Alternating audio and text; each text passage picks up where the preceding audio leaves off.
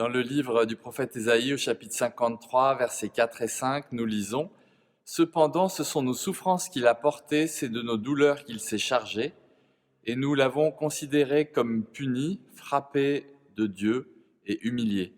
Mais il était blessé pour nos péchés, brisé pour nos iniquités. Le châtiment qui nous donne la paix est tombé sur lui, et c'est par ses meurtrissures que nous sommes guéris. » Évidemment, en tant que chrétiens, nous pensons immédiatement à Jésus.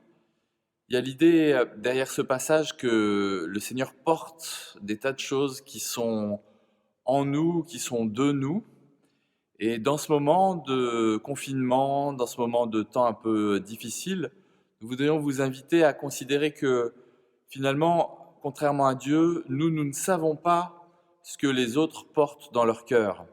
Très souvent, on se dit « Ah oui, eux, ils ont un confinement facile » ou « Eux, oh là là, quel drame !» Et en fait, on ne sait pas comment vivent les gens, à moins qu'ils nous le disent.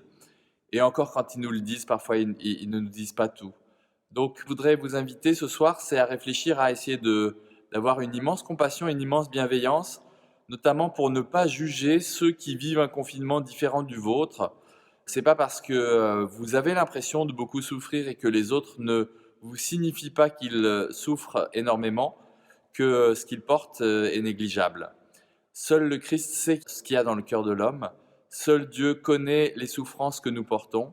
Et seul Dieu connaît la réalité de ces souffrances, en particulier en Jésus-Christ, puisque c'est lui qui les a toutes portées. Il les a toutes portées, alors il les connaît vraiment. Essayons d'avoir le cœur de Jésus, qui est capable d'avoir conscience de cette souffrance de l'autre. Bonne soirée à vous et bon dimanche demain.